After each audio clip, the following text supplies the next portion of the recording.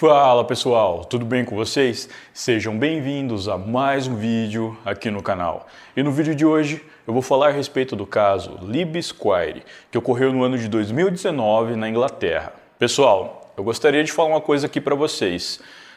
A culpa jamais, nunca, em hipótese alguma, é da vítima.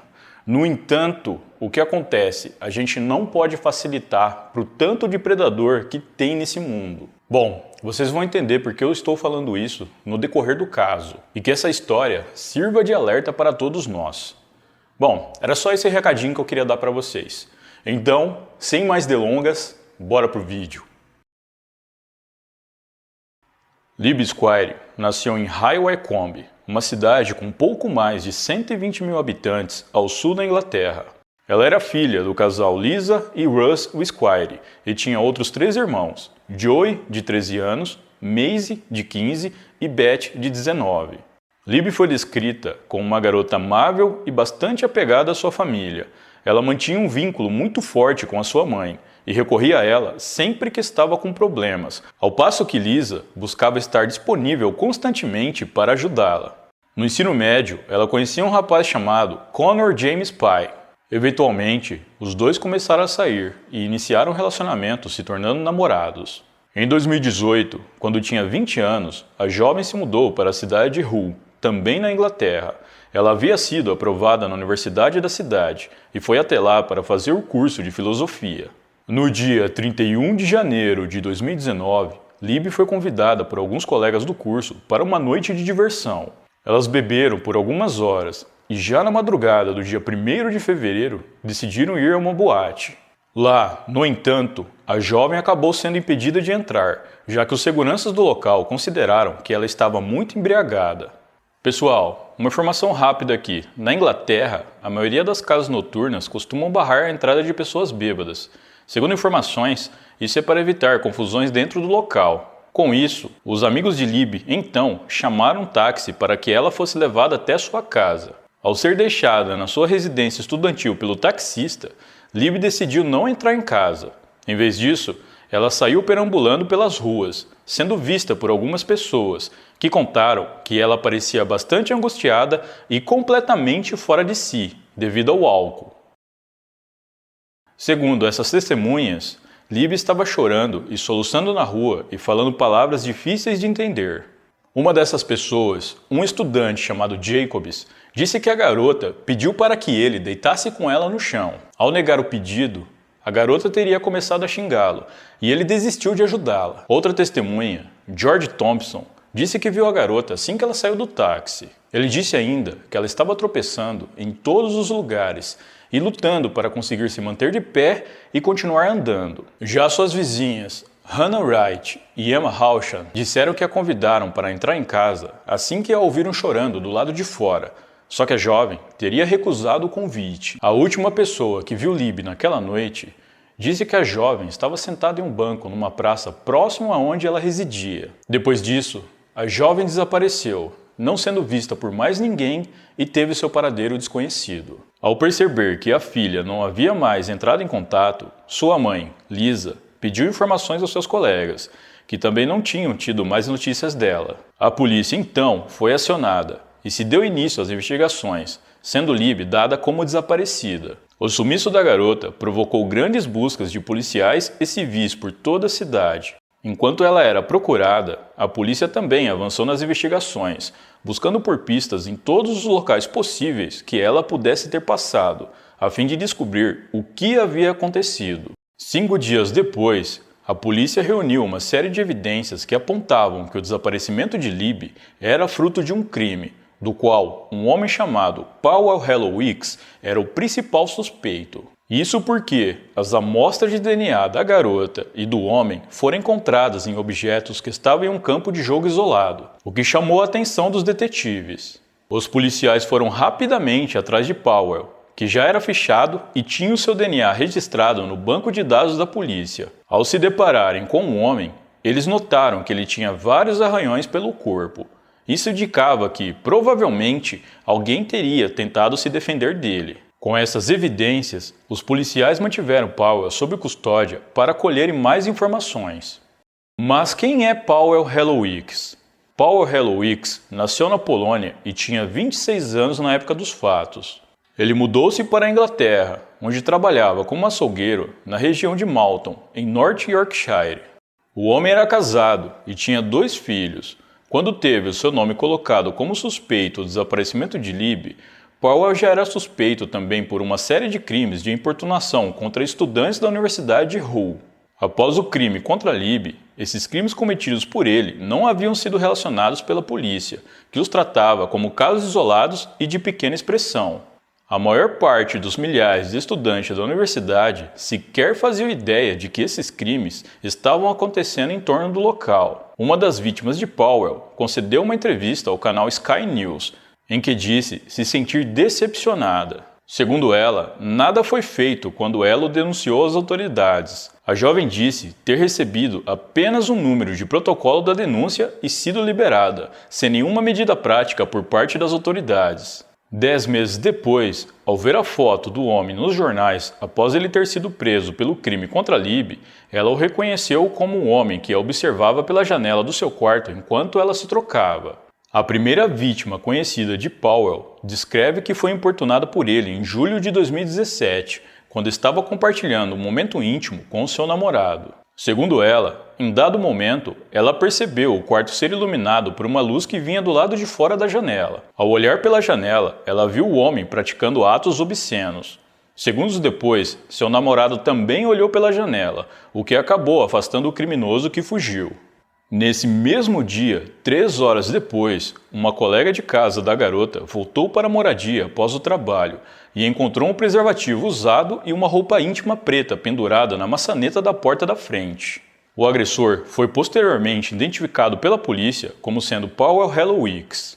Durante vários meses, Paweł observou diversas outras mulheres.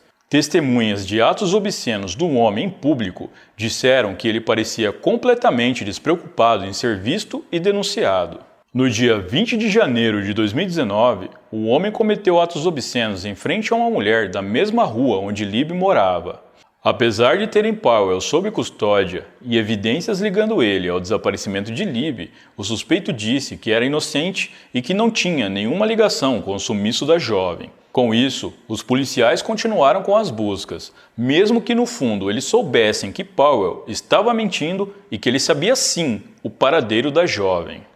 Em 20 de março de 2019, mais de um mês após o desaparecimento, um pescador encontrou restos mortais em um estuário do rio Hull e comunicou à polícia. Após a perícia, o corpo foi confirmado como sendo de Libby Squire. O patologista Matthew Leal, responsável pela necrópsia no corpo de Libby, disse que a causa da morte não pôde ser determinada precisamente, nem se ela já estava sem vida antes de ser atirada na água. No entanto, segundo ele, 2 lacerações dentro do lábio superior mostraram um trauma extremo, causado por um aperto ou compressão do pescoço, ou também por cobrimento da boca. O patologista ponderou que as lacerações poderiam ter sido causadas já dentro da água, ou não terem sido suficientes para tirar a vida da vítima. Ele disse que o nível de decomposição tornou o exame muito difícil e que poderiam haver outras lesões, mas não foi possível vê-las.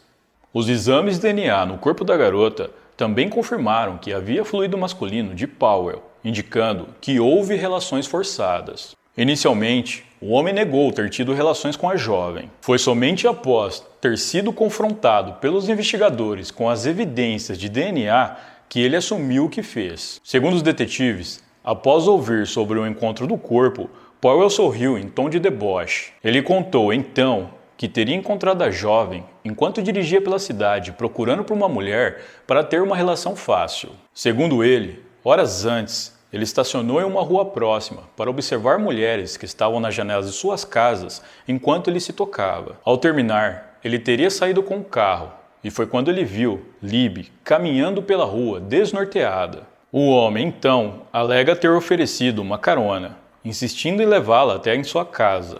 Ele conta que ela teria aceitado a carona, mas que não quis passar o seu endereço.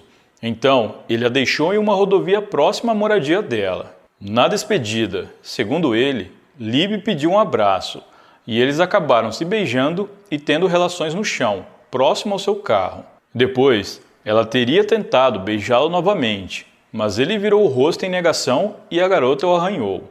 Após isso, ele teria ido embora e a viu pelo retrovisor gritando para que ele não a deixasse, mas ele não deu ouvidos.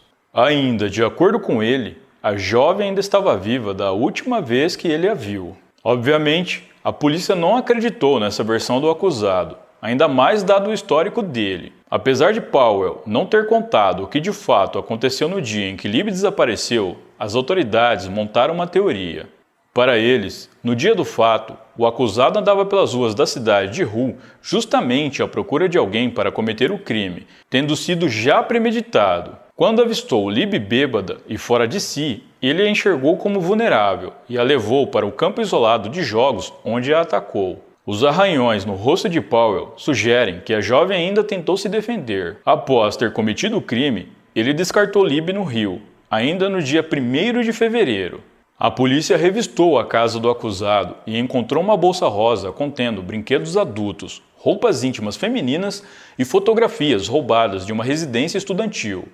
Os itens foram levados para a perícia, que detectou amostras de fluido masculino e saliva do criminoso em vários deles. Ainda na casa do acusado, também foi encontrado um livro mostrando detalhes internos sobre a residência estudantil das garotas da universidade. Os investigadores tiveram acesso às imagens do circuito de câmeras de segurança que mostrou Libby dentro de um carro Astra prateado indo em direção aos campos de jogos nas primeiras horas do dia 1º de fevereiro. Depois disso, ela não foi mais vista. Esse mesmo veículo foi confirmado como sendo de Powell Hellowicks. Um homem chamado Samuel Ford disse que ouviu gritos femininos vindo dos campos de jogos onde Libby foi atacada. O homem mora perto dos campos e disse que os ouviu por cerca de 7 minutos. Ao tentar ver o que estava acontecendo, ele disse que conseguiu avistar um homem correndo em meio à escuridão, fugindo do local. Por fim, a polícia encontrou também um preservativo usado contendo o DNA de Powell no local onde o crime aconteceu. Já os exames toxicológicos no corpo de Libby mostraram que ela tinha uma grande concentração de álcool no sangue, o que corrobora com a ideia de que ela estava completamente vulnerável por conta da bebida. Os familiares da jovem ficaram chocados e revoltados com o acontecido. Lisa, a mãe de Libby, ficou desolada. Ela não queria acreditar no que havia acontecido com a sua amada filha e demorou para que a ficha dela caísse. O caso gerou uma grande indignação pelo fato do acusado não ter sido detido anteriormente pela polícia, mesmo tendo cometido pelo menos 9 crimes de importunações graves contra jovens estudantes da mesma universidade. Segundo a comunidade, se a polícia tivesse agido com maior eficácia ou ao menos avisasse que alguém estava atacando na área, as estudantes poderiam ter se protegido melhor e o crime contra Libby talvez não tivesse acontecido. Diversos ativistas também fizeram protestos na rua contra o crime e contra a forma com que o sistema de justiça inglês trata os casos desse tipo. Andrea Simon, diretora de uma organização que protege as mulheres, pediu por uma investigação oficial sobre o porquê de os estudantes não terem sido avisados sobre os crimes que vinham acontecendo. Segundo ela, se uma ação não for tomada, isso reforçará a sensação dos agressores de que eles podem sair impunes de crimes como esses. O detetive superintendente da polícia, Martin Smiley, disse em entrevista que uma revisão interna de como a polícia lidou com os crimes anteriores de Powell foi feita por policiais de fora do caso e que se chegou à conclusão de que tudo havia sido feito corretamente. Segundo o detetive, as investigações das denúncias foram proporcionais e os casos foram tratados com o nível apropriado de seriedade. Ele disse que Powell não havia apresentado nenhum padrão claro de assédio que pudesse ter sido detectado na época. A polícia alegou ainda que diferentes cenas de crime produziram diferentes tipos de evidências e que não era possível comparar uma com as outras. Segundo os investigadores, em alguns casos se tinha impressões digitais, em outros uma pegada, em outros DNA e assim por diante, de forma que não foi possível interligar todos na direção de Powell de imediato. A primeira vítima conhecida de importunação do acusado disse que as pessoas ao seu redor agiram como se ela estivesse exagerando o acontecimento. Ela disse que o próprio namorado dela não levou o caso muito a sério e que seus colegas de casa acharam a situação engraçada. Ela, no entanto, disse saber que havia algo muito errado naquilo tudo e disse ter a sensação de que o homem não seria alguém que faria algo daquele tipo apenas uma vez. Segundo a garota, a polícia também não deu muita importância à denúncia e só aceitaram fazer uma investigação mais apurada depois que sua mãe, uma ex-policial, exigiu que isso fosse feito. A garota conta que depois do acontecido, trocou todas as fechaduras e instalou câmeras de segurança na casa, por se sentir assombrada pelo crime. No entanto, ela disse que isso não foi suficiente para que se sentisse segura e chegou a manter consigo um conjunto de tesouras para usar em legítima defesa, caso fosse preciso.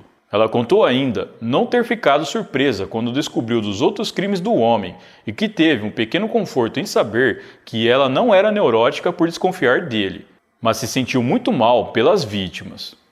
A mãe de Libby contou que a filha possa ter sido alvo de Powell semanas antes do crime. Segundo ela, a jovem foi atacada alguns dias antes, após ter saído de uma festa. A garota contou que um homem a abordou e tentou forçar contato, ao passo que ela o repreendeu e o empurrou para longe. Lisa sugeriu que a filha denunciasse esse homem para a polícia, mas a jovem disse que foi muito dura com ele e não achava que uma denúncia fosse necessária. A mulher acredita que o responsável pela importunação daquele dia possa ter sido justamente Powell. Lisa disse também acreditar que o homem só conseguiu dominar a sua filha por conta do estado vulnerável que ela estava. Connor James Pye, namorado da jovem, disse que ela era uma garota muito feliz que gostava de beber e se divertir. Ele disse também que ela estava muito feliz na universidade e parecia ter se encontrado. James conta que no dia do crime, Libby não queria sair, pois ela tinha uma apresentação logo na manhã seguinte, mas ela disse ao namorado que não queria decepcionar as meninas e resolveu sair com elas naquela noite. Durante o tempo que ficou sob custódia policial e aguardando seu julgamento, Powell Hellowix foi estudado por um professor de criminologia chamado David Wilson. David tinha a tarefa de analisar o acusado e montar um perfil do homem com base no seu psicológico, para tentar entender o porquê de suas ações. David disse que, tradicionalmente, o voyeurismo não é visto como um crime grave, mas como motivo de diversão e brincadeira. Ele apontou para o fato de, culturalmente, não se levar esse comportamento muito a sério e transformá-lo em piada, quando, na verdade, a prática pode causar muito dano e sofrimento. Segundo ele, quem pratica esse ato são criminosos e devem ser tratados como tal. David disse que Powell mostra sinais de comportamentos predatórios e de um agressor clássico. Ele disse também que o homem se encaixa no termo parafilia, que é uma condição caracterizada por desejos pervertidos. Ainda, segundo o especialista, tudo isso não se trata de algum tipo de fetiche.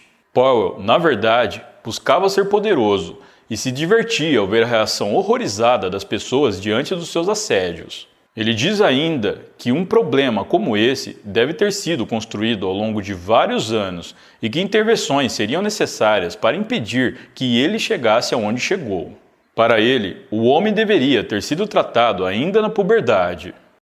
Em agosto de 2019, ocorreu o primeiro julgamento de Powell Hellowix. Esse primeiro julgamento foi referente aos crimes que ele cometeu antes do crime contra Libby. No tribunal, Powell admitiu 4 crimes de voyeurismo, 2 de indecência pública e 3 de roubo de itens e arrombamento. Por esses crimes, ele foi condenado a 5 anos e 8 meses de prisão.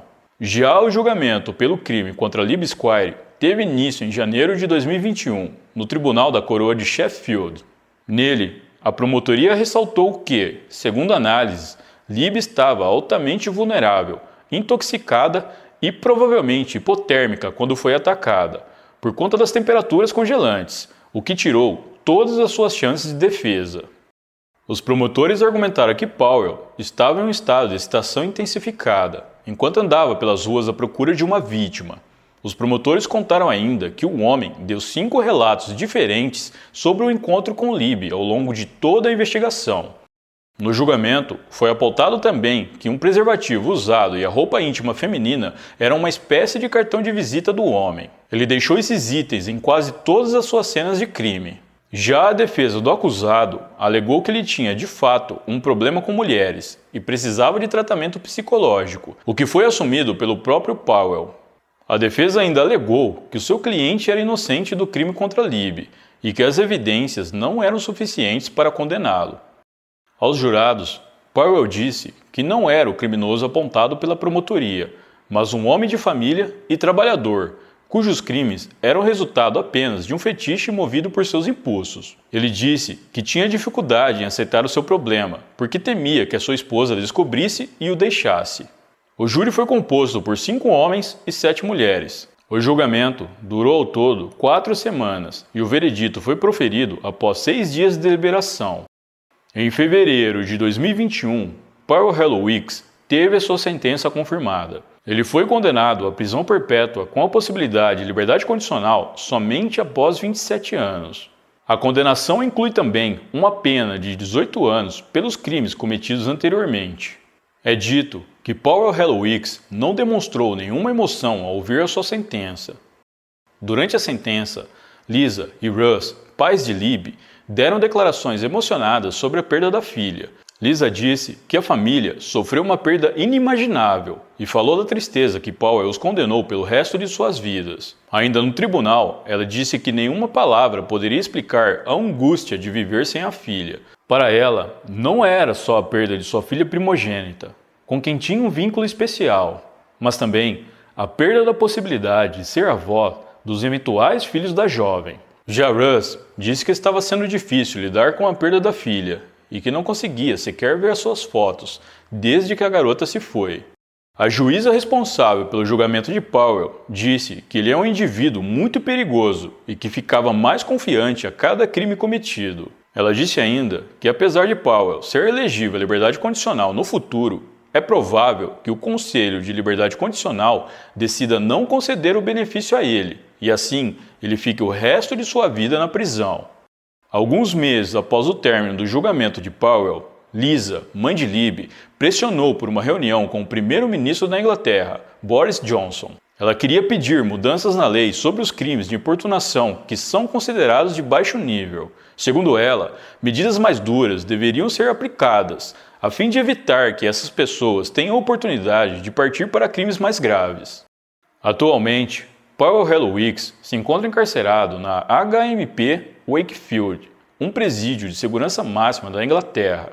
Em janeiro de 2022, Lisa disse querer uma conversa cara a cara com o criminoso, para que ela possa finalmente obter respostas sobre o caso. A mulher disse que agora se sente forte o suficiente para descobrir o que aconteceu nos momentos finais da filha e para falar com o criminoso pessoalmente. Ela disse que gostaria de se sentar em uma mesa frente a frente e tomar uma xícara de café com ele. Então, ela questionaria quais foram as últimas palavras da filha e o que aconteceu em seus minutos finais.